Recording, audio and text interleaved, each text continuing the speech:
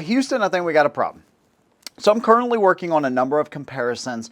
The first one is a 6-gun comparison where I'm basically taking my beloved Shield Plus and I want to see what the best shooting Micro 9 is on the market, because we've added some new ones. There's also some others that I wanted to revisit, do 1,000-round reviews. And so the Canik MC9 was going to make the first round of cuts when it comes to these comparisons that I'm working on. And so essentially, we're at the range. It starts to rain, and it's like a light to medium rain. They have these 55-gallon drums, right? And so you can use them as a marker for your firing line, or you can set guns on them, ammo, whatever. And so I essentially, from what I remember, I pretty much had them all just like this. All right, Mike, we got 6 carry guns, and you can go in whatever order you want. It's a beautiful thing. All right, why don't you read them off? Tell them what we got, Mike. Come on, hurry up. The FN, I have no clue what model. Mike, you're not taking this serious. Breech face is right here on the left-hand side of the gun. Now, one thing I did notice with the Canik under dry, normal conditions is when you go to lock the slide to the rear, you get to about right there where you think it's going to stop, and you really got to crank back on that thing to get it back to the rear. Also, and it really wasn't even an issue, I didn't think, is when you were firing, it almost felt like the slide would sometimes jump back into battery. You know, it wasn't a smooth kind of transition, you know, once the round's ejected, strip a new one, boom, go back into battery. But I didn't have any issues, so I didn't think anything of it.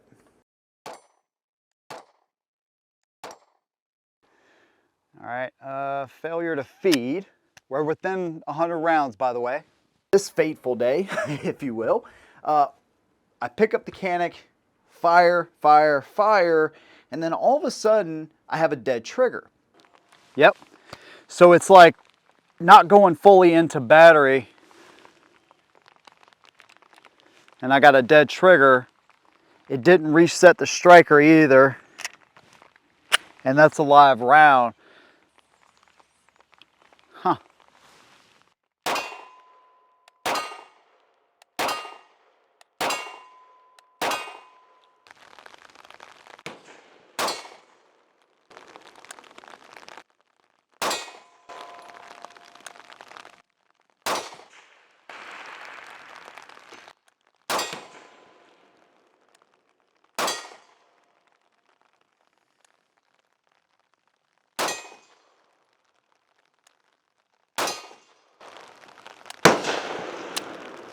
There it goes. So notice, let me show you something. Oh, I'm sorry. So notice the striker indicator is not reset. Yeah, so it's not kicking it back far enough to reset the striker. But you had a live round, right? Yeah, right there. Yep.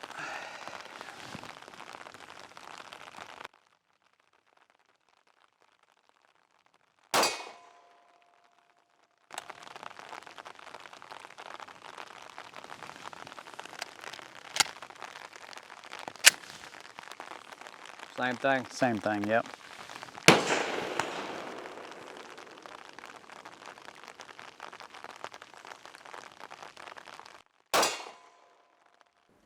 But I have a live round in the chamber.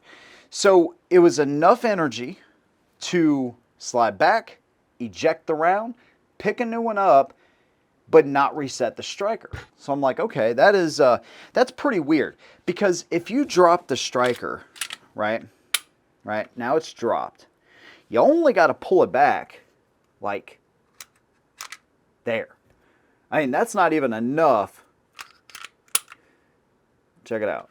That's not even enough to eject a round. So I'm like, how could it not reset the striker? So maybe it did reset the striker, the protrusion just wasn't showing that. It had to. You know, I'm just thinking like, you know, what could have possibly happened? So what I did is I took this apart and I looked at the firing pin and the striker itself.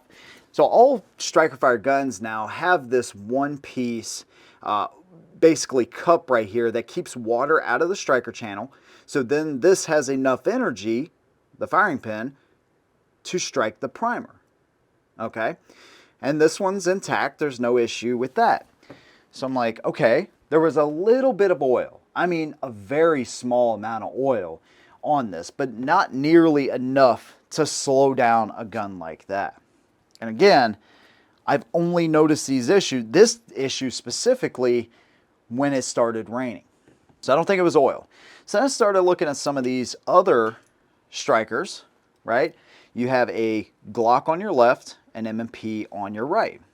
The only thing I did notice, if you look closely, and I don't know if this has anything to do with it, but you see how they've notched this out right here compared to the other two, which are basically solid. They have a flat side, it looks like, but they are essentially solid, whereas this one is notched out. So I'm like, well, maybe it doesn't have enough force or inertia to be able to overcome a little bit of water. Also, this is open, and so the spring is exposed.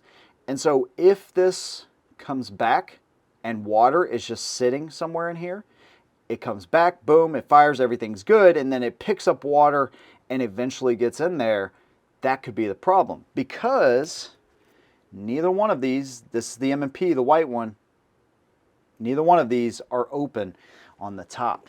So maybe that's the culprit. Maybe that's what's going on. I really don't know, but I could see that possibly having an impact, because we're trying to keep things out of the striker channel, but that may allow some things in.